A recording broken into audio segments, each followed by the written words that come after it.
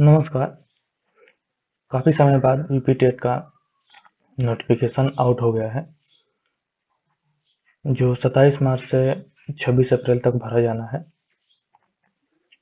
तो आज के इस वीडियो में हम समझेंगे कि जो यूपी टेट 2026 है उसका सिलेबस क्या है और उसकी संपूर्ण जानकारी कौन समझेंगे कि कौन कौन से सब्जेक्ट से क्वेश्चन पूछे जाते हैं, कितना टाइम होता है और कहाँ कहाँ से क्वेश्चन आते हैं। ठीक है, तो जो ये नोटिफिकेशन यूपी टेट का है काफ़ी समय बाद यानी कि 3-4 साल बाद ये जो नोटिफिकेशन हमको देखने को मिल रहा है, जिसकी भरने की तिथि है 27 मार्च से 26 अप्रैल तक। ठीक है, तो आप इसे पहले भरने के लिए आपको ओटीआर करना होगा, इसके बाद ही इस फार्म को भर सकते हैं।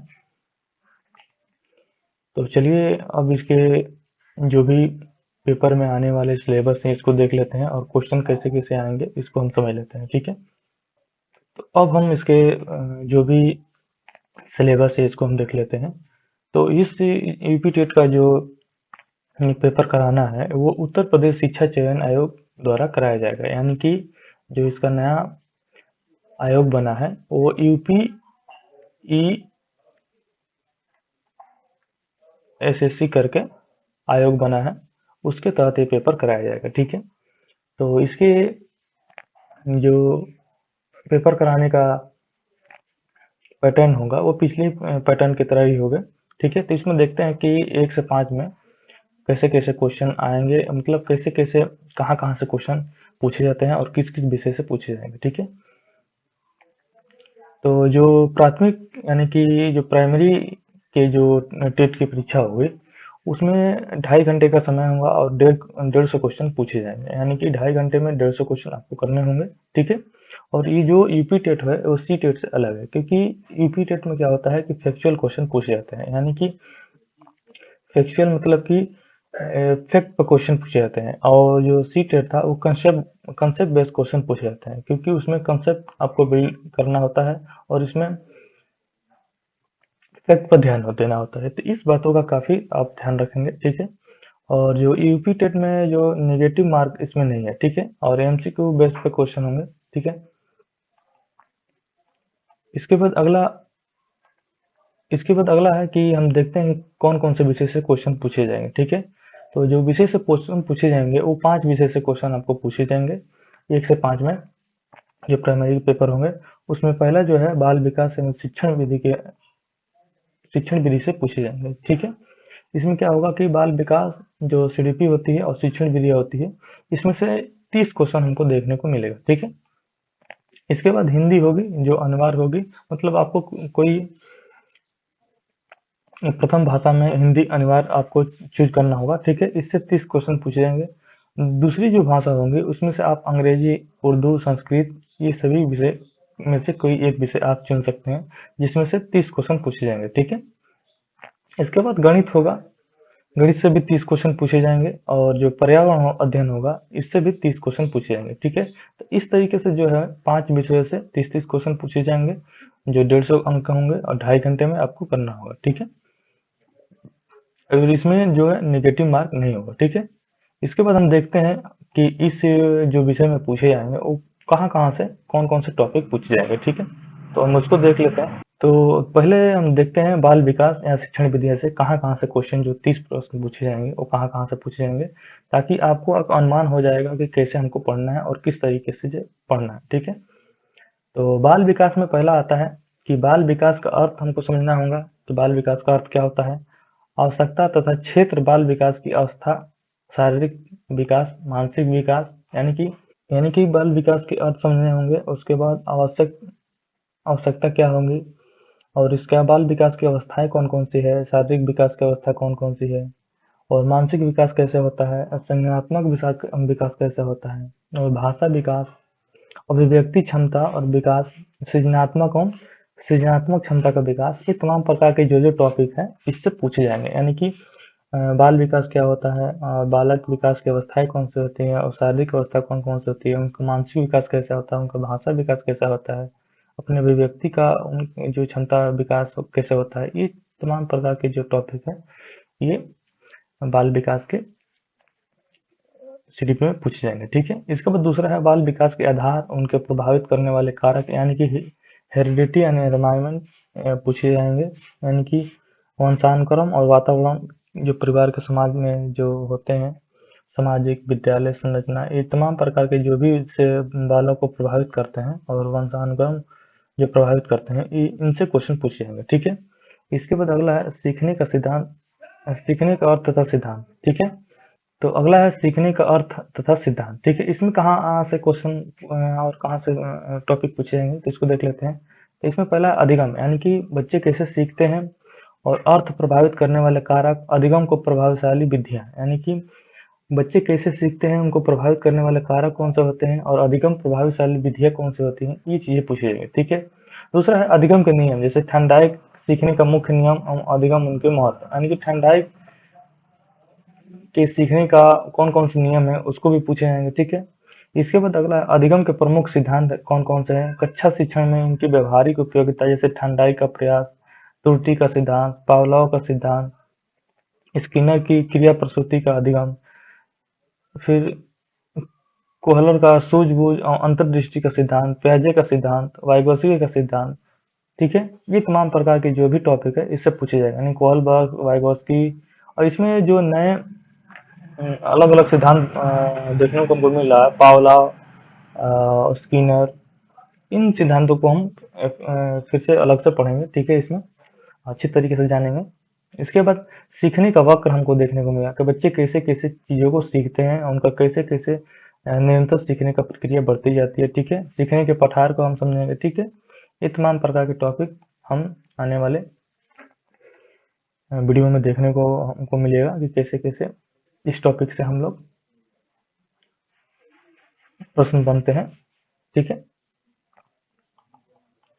इसके बाद अगला है शिक्षण और शिक्षण विधियाँ। ठीक है, तो शिक्षण एवं शिक्षण विधियाँ में क्या पढ़ेंगे कि शिक्षण का अर्थ क्या होता है, उसका उद्देश्य क्या होता है, संप्रेषण शिक्षण सिद्धांत, शिक्षण सूत्र के बारे में पढ़ेंगे, शिक्षण प्रविधियाँ, शिक्षण की नवीन विधियाँ, सूक्ष्म शिक्षण, शिक्षण के आधारभूत कौशल, ये तमाम प्रकार की जो है शिक्षण विधियाँ में हम देखने को मिलेंगे कि बच्चे कैसे कैसे किन किन शिक्षण विधियों से सीखते हैं और समझते हैं। ठीक है, इसके बाद अगला है समावेशी शिक्षा निर्देशन और परामर्श, यानी कि समावेशी शिक्षा के बारे में हम पढ़ने वाले हैं, और इसमें दिया गया है। तो शैक्षिक समावेशन, अभिप्रिया, पहचान प्रक्रिया, निराकरण, अपवंचित वर्ग, भाषा, धर्म, जाति, क्षेत्र, वर्ण, लिंग, शारीरिक दृष्टि यानी कि दृष्टिबाधित, श्रवणबाधित, वाक अस्थिबाधित, मानसिक क्षमता, इन जो भी हम सीटेट में पढ़ेंगे इसमें हम फैक्चुअल तरीके से पढ़ेंगे, विस्तार से पढ़ेंगे। ठीक है, जो समावेशी शिक्षा है जिसमें बच्चे को एक जगह इकट्ठा करके जो भी दृष्टिबाधित, श्रवणबाधित और अस्थिबाधित बच्चे हैं उनको एक जगह इकट्ठा करके चीज़ों को समझाया जाता है बिना धर्म, जाति, वर्ण और लिंग भेद के। ठीक है, इसके बाद अगला इसमें टॉपिक आता है समावेशन के लिए आवश्यक उपकरण, सामग्री, विधि, टीएलएम और अभिवृत्ति, यानी कि पढ़ाने के लिए कौन कौन सी विधियां का उपयोग करते हैं, कौन कौन सी विधियां होनी चाहिए, कौन कौन से उपकरण होने चाहिए, इन तमाम प्रकार के समावेशी शिक्षा में जो प्रयोग करते हैं उसको हम पढ़ेंगे। ठीक है, इसके बाद समावेशी बच्चे में अधिगम जांच हेतु आवश्यक टूल एवं तकनीकी का प्रयोग करेंगे, यानी उन चीज़ों को हमको पढ़ना है। समावेशी बच्चों के लिए विशेष शिक्षण विधियाँ यथा ब्रेल लिपि आदि को, यानी कि समावेशी जो बच्चे होते हैं उनको शिक्षण विधियाँ से कैसे उनको सुधारें, ये चीज़ें पढ़ना है, और ब्रेल लिपि के बारे में भी हमको पढ़ना है। ठीक है, इसके बाद समावेशी बच्चे निर्देशन, परामर्श, अर्थ, उद्देश्य, प्रकार की विधियाँ, आवश्यकता क्षेत्र, विधियाँ, आवश्यकता एवं क्षेत्र के बारे में पढ़ना है, यानी कि समावेशी बच्चे की कैसे निर्देशित करें उनको पढ़ने के लिए, उनके उद्देश्य को जागृत करने के लिए तमाम प्रकार के जो भी हमको थ्योरी है उसको पढ़ना पड़ेगा। ठीक है, इस टॉपिक में सीडीपी में। इसके बाद परामर्श एवं सहयोग देने वाली विभिन्न संस्थाएं के बारे में हमको पढ़ना पड़ेगा। जैसे मान लीजिए कि सीटेट में एक चीज नहीं पूछी जाती है लेकिन यूपीटेट में पूछी जाती है कि मनोविज्ञान शाला उत्तर प्रदेश, इसके बाद मंडलीय मनोवैज्ञानिक केंद्र, जिला चिकित्सा, जिला शिक्षा एवं प्रशिक्षण संस्था में प्रशिक्षित डाइट मेंटर, इन तमाम प्रकार की जो भी है चीजें होती हैं सहयोग करने में, बच्चों को परामर्श करने में, इन चीजों के बारे में हम लोग समझेंगे। ठीक है, ठीक है, इसके बाद हम अगला देखते हैं। अगला क्या है इसमें, अगला है कि बालक किस प्रकार सोचते हैं और सीखते हैं, इसके बारे में हम लोग पढ़ेंगे कि बालक विद्यालय प्रदर्शन में सफल प्राप्त करने में कैसे और क्यों असफल हो जाता है। यानी कि बच्चे जब स्कूल में कोई चीज टेस्ट लिया जाता है या कोई चीज पढ़ाया जाता है तो बच्चे कैसे सफल प्राप्त करते हैं और कैसे असफल हो जाते हैं, इसके बारे में हमको लोग पढ़ना है। ठीक है। इसके बाद अधिगम और अध्यापन की बुनियादी प्रक्रिया, बालकों के अधिगम के कार्यनीति सामाजिक क्रियाकलापों के रूप में अधिगम अधिगम के सामाजिक संदर्भ को पढ़ना है। ठीक है। इसके बाद एक समस्या समाधानकर्ता और वैज्ञानिक अन्वेषण के रूप में बालक को कैसे, यानी कि बच्चों को कैसे खोजकर्ता के रूप में, वैज्ञानिक रूप में उनको पढ़ा सकते हैं, कौन कौन से शिक्षण विधि से, इन चीजों को पढ़ना है। ठीक है। बालकों में अधिगम को वैकल्पिक संकल्प अधिगम प्रक्रिया महत्वपूर्ण चरणों के रूप में बालक की त्रुटियों को समझना, यानी कि बालक किन किन कारणों से समझ नहीं पा रहा है, कहाँ कहाँ गलतियां कर रहा है, इसके बारे में समझना है। ठीक है। इसके बाद बोध और संवेदनाएं और प्रेरणा और अधिगम के बारे में भी समझना है। ठीक है। अधिगम में योगदान देने वाले कारक जैसे निजी और पर्यावरण, जैसे मान लीजिए कि बच्चों को सीखने में जो जो कारक होते हैं, जैसे मान लीजिए कि घर का परिवार या उसका पर्यावरण, इन चीजों के बारे में हम लोगों को पढ़ना है। ठीक है। तो ये सीडीपी के टॉपिक रहे। ठीक है। इसमें से हमको पढ़ना है। इसके बाद अगला आता है हिंदी, जो 30 प्रश्न पूछे जाएंगे, जिसमें अपठित अनुच्छेद यानी कि गद्यांश होंगे, उससे क्वेश्चन पूछे जाएंगे। हिंदी के वर्णमाला होंगे। ठीक है। वर्णों के मेल, मात्रिक और मात्रिक शब्द पहचान करने के लिए आएंगे। वाक्य रचना आएंगे। हिंदी की सभी ध्वनियाँ जैसे कि स स स, ये तमाम प्रकार की जो ध्वनियाँ होंगे, इससे संबंधित क्वेश्चन को देखने को मिलेगा। हिंदी की भाषा के सभी ध्वनियों, वर्णों, अनुस्वार, अनुनासिक, चंद्र बिंदु में अंतर देखने को हमको मिलेगा।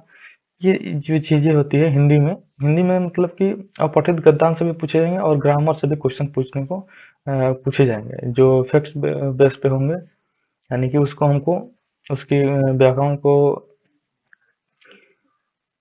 पढ़ना पड़ेगा और उससे संबंधित हमको क्वेश्चन देखने को मिलेगा। ठीक है। इसी तरह जो दूसरी भाषा हम चूज करेंगे, जैसे इंग्लिश या संस्कृत या उर्दू, तो उसमें भी इसी तरह से हमको देखने को मिलेगा। उसमें गद्यांश पूछे जाएंगे और